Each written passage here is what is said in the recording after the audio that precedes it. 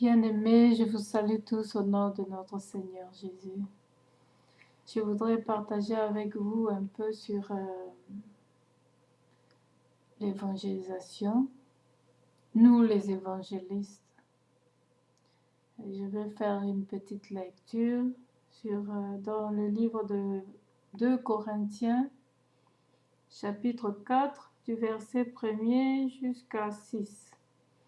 C'est pourquoi, ayant ce ministère selon la miséricorde qui nous a été faite, nous ne perdons pas courage.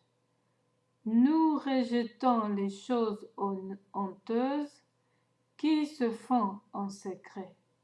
Nous n'avons point une conduite astucieuse et nous n'altérons point la parole de Dieu. Mais en publiant la vérité, nous nous recommandons à toute conscience d'homme devant Dieu. Si notre évangile est encore voilé, il est voilé pour ceux qui périssent, pour les incrédules dont le Dieu de ce siècle a aveuglé l'intelligence, afin qu'ils ne vissent pas briller la splendeur de l'évangile de la gloire de Christ, qui est l'image de Dieu.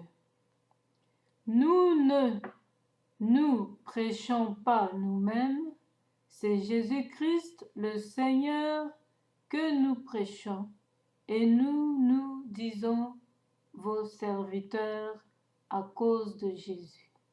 Car Dieu qui a dit, la lumière brillera du sein des ténèbres, a fait briller la lumière dans nos cœurs, pour faire resplendir la connaissance de la gloire de Dieu sur la face de Christ. Amen.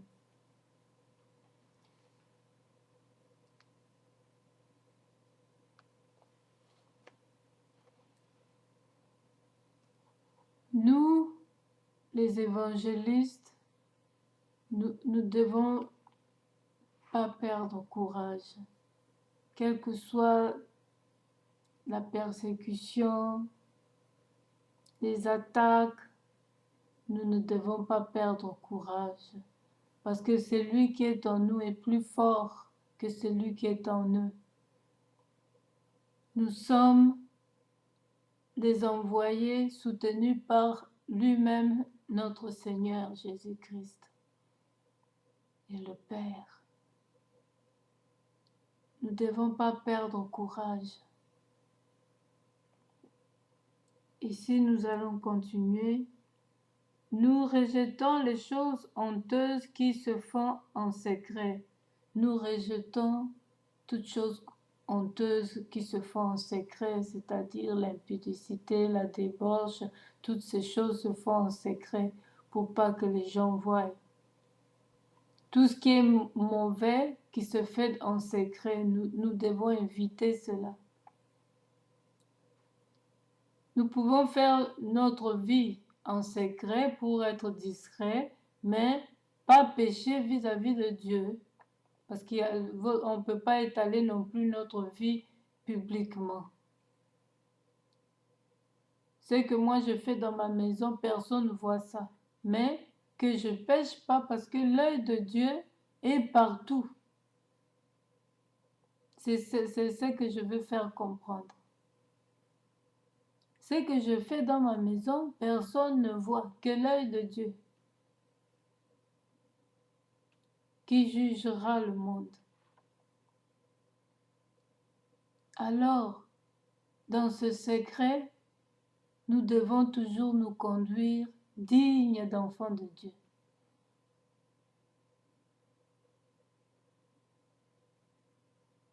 Et si on ne se conduisait pas digne, combien de pasteurs devraient périr? Parce que le diable ne veut pas que l'évangélisation se fasse.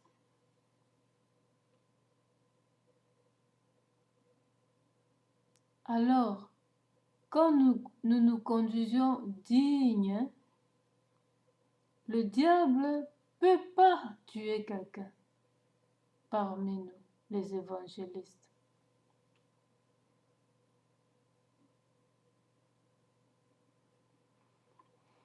Nous allons continuer. Et nous n'altérons point la parole de Dieu. On ne peut pas non plus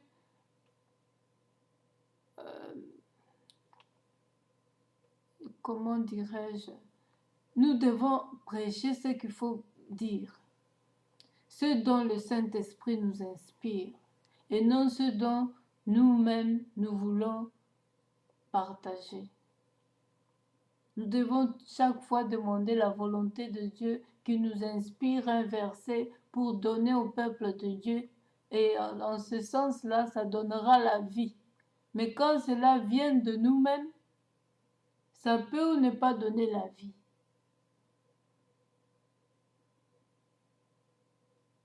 Mais comme nous sommes des serviteurs de Dieu et servantes, ça peut donner la vie parce que nous sommes guidés par le Saint-Esprit. Mais si nous sommes un pied dedans, un pied dehors, c'est triste. C'est la mort qu'on transmet. Nous devons transmettre la vraie parole venant de lui-même, Dieu Tout-Puissant. Et cela portera du fruit à ceux qui écoutent.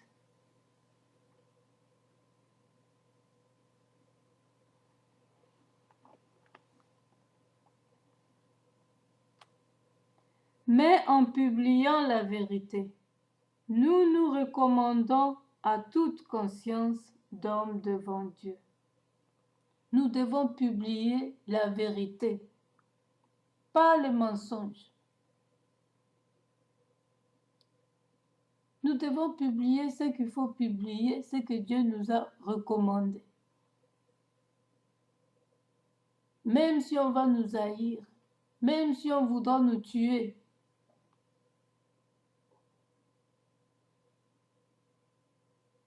nous devons publier la vérité.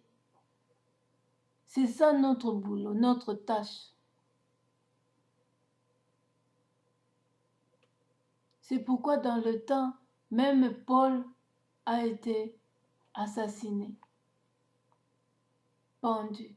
Parce qu'ils ont fait que évangéliser et annoncer la vérité.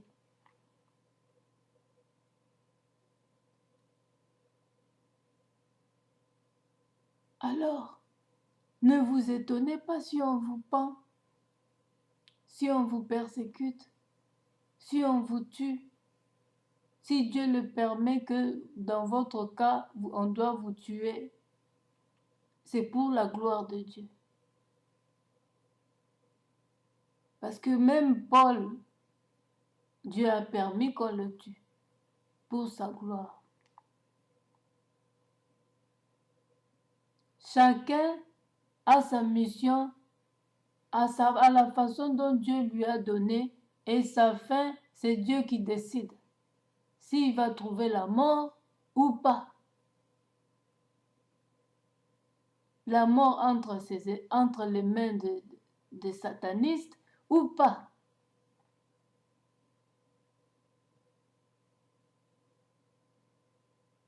C'est Dieu qui décide.